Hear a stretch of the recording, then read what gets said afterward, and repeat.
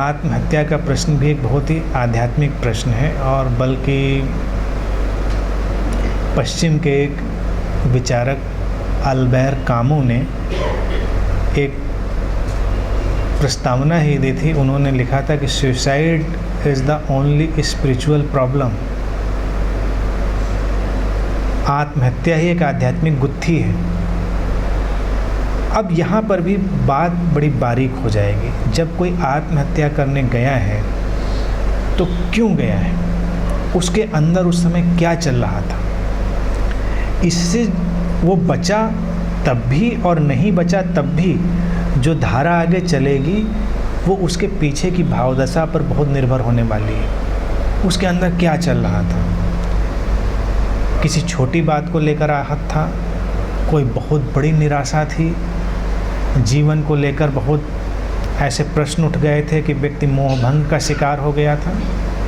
और मैंने देखा है, मेरी जो दृष्टि है कि अगर आत्महत्या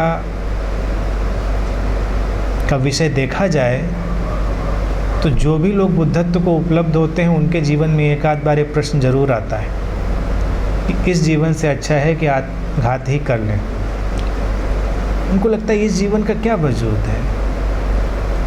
तो ये एक बड़ा एग्जिस्टेंशियल क्वेश्चन हो गया कि आपने जीवन को इतनी गंभीरता से देखा और लगा कि इसमें जीने लायक क्या है, वाई टू लिव। और एक व्यक्ति है कि उसको कुछ नुकसान हो गया है, कुछ रुपया पैसा चला गया है, प्रेमी प्रेमिका छोड़ के चली गई है, तो उसको लगता है कि हम मिट जाएंगे। अभी एक चंद वर्ष हुए एक नावल आया था, एक स्पिरिचुअल पर्सन ने लिखा था। उन्होंने अपने सेल्फ रियलाइजेशन के बाद, एक डॉक्टर थे, तो उन्होंने उसको अपने विजडम को नॉवल फॉर्म में लिखा था, 9 डेज टू निर्वाणा। तो उसमें जो प्रोटैगनिस्ट था, जो उनका मेन कैरेक्टर थी, वो एक लड़की थी, और उस लड़की को वो उपन्यास में दिखाते हैं कि वो आत्महत्या कर लेती, यानी अपना शरीर छोड़ देती। और इसको उन्होंने बहुत तर्कसंगत ढंग से दिखाया कि वो इनलाइटेंड हो गई है लड़की, और फिर अपनी माँ को, अपने संबंधियों को कहती है कि मेरे जीवन का उद्देश्य पूरा हो गया, मैं फुलफिल्ड हूँ, कंटेंटेड हूँ, मुझे कुछ नहीं चाहिए, और अब यूं ही दिन बिताए चले जाने का कोई अर्थ नहीं है, तो मैं इसको यहीं पर छोड़ती हूँ।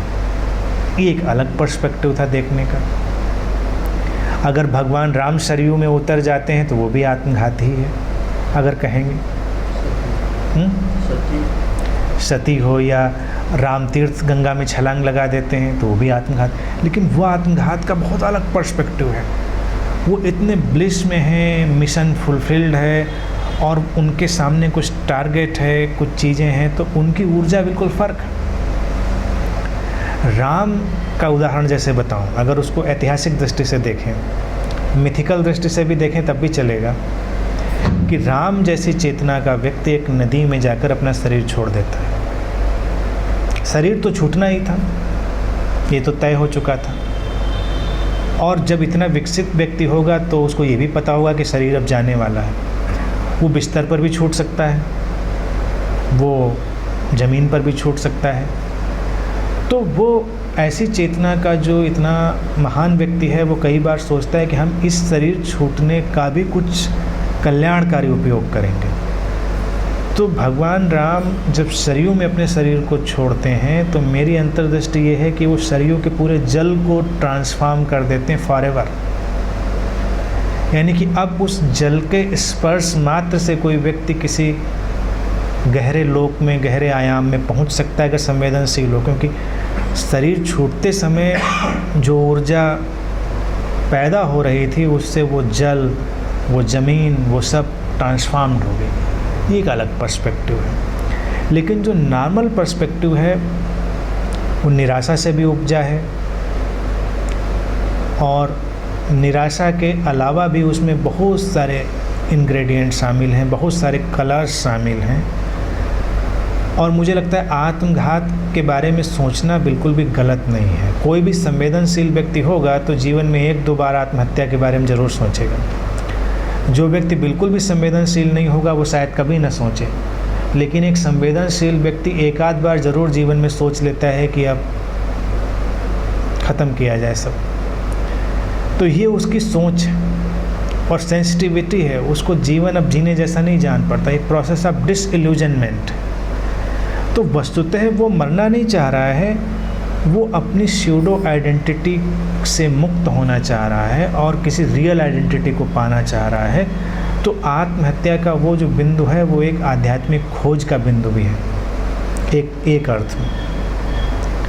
अगर उस निराशा को थोड़ी देर संभाल लिया जाए तो वो ट्रांसफॉर्मेटिव भी हो सकती है, क्योंकि एक व्यक्ति जो इतना दांव पे लगाने के लिए तैयार हो गया है कि हम जीवन ही दांव पे लगा देंगे, तो इससे ज़्यादा करेजियस व्यक्ति तो कोई रहा ही नहीं। वो कायर नहीं है, बहुत करेजियस है। अब इसके इस करेज को दिशा कैसे दे दी जाए? अगर इसको दिशा दे दी जाए कि अगर दांव पे लगाना ही है तो कुछ और तरीके भी दांव पे लगाने के हो सकते हैं, जीवन को कुछ आजमा के देख लेने के तरीके भी हैं, तो वही व्यक्ति कुछ का कुछ कर गुजर सकता है, बहुत परिवर्तन आ सकते हैं, बहुत ट्रांसफॉर्मेशन हो सकता है उसकी लाइफ में। तो ये बड़ा विषय है, इस पर ये उसके अंतर मन में, उसके माइंड में उतर के ही देखा जा सकता है कि वो इस ओर कैसे सोच रहा है।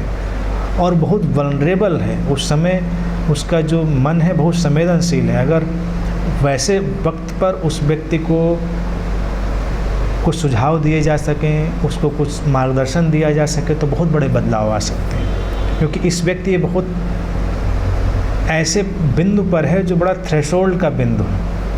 अब अगर मान लीजिए कोई व्यक्ति आत्महत्या करने को सोच लिया है, उसके मैं कहूँ कि 10 दिन ध्यान में बैठ जाओ, तो क्या हर्ज है? ध्यान में बैठ के मर जाना। कुछ खा के मरना था, कुछ कट के मरना था, लटक के मरना था, तरह तरह के उपाय। एक बार एक सज्जन थे, वो कहीं गुड नाइट खा के, कहीं कुछ खा के मरने की कोशिश करते, तो मैंने उनको सुझाव दिया। हमने कहा इन उपायों से कोई मरा नहीं आज तक, कुछ अच्छा उपाय आजमाओ, कुछ शोध करो और ऐसा उपाय आजमाओ जिससे ये घटना हो ही जाए। तो 99% लोग तो ऐसा ही उपाय आजमाते हैं जिससे मरते। नींद की गोली भी खाते हैं तो सोच लेते हैं कि इतनी खाने से तो नहीं मरें, कभी भूल चूक से ज़्यादा चली जाती तो मुश्किल पड़ जाती, सोचते हैं 10-12 खाने से नहीं मरेंगे। अब बॉडी उनकी मान लो नहीं ले पाई 10-12 भी, तो फंस जाते हैं, और किसी की ज़्यादा ले लेती है। तो मरना बेसिकली कोई नहीं चाहता। आत्महत्या एक क्राई है कि मुझे जीवन चाहिए, मैं जीना चाहता हूँ, जैसा जीवन मैं चाहता हूँ वैसा जीवन नहीं है, और उस जीवन के लिए मैं ये जीवन छोड़ने के लिए तैयार हूँ। तो ऐसे व्यक्ति को तो किसी भी रूपांतरण में ले जाया जा सकता है। वो इतना तो तैयार हो ही सकता है कि चलो मरने से पहले ये 2-4 बातें तो ट्राई कर ही सकते हो, इसमें क्या हर्ज है, फिर इत्मीनान से मर जाना। तो ऐसे लोग कभी हों तो उनको अनंत में ज़रूर लाना चाहिए। तो उनको 2-4 उपाय बता सकते हैं कि जिससे वो जल्दी भी मर सकते हैं, और ध्यान करते हुए ही मर जाओ तो क्या हर्जा है।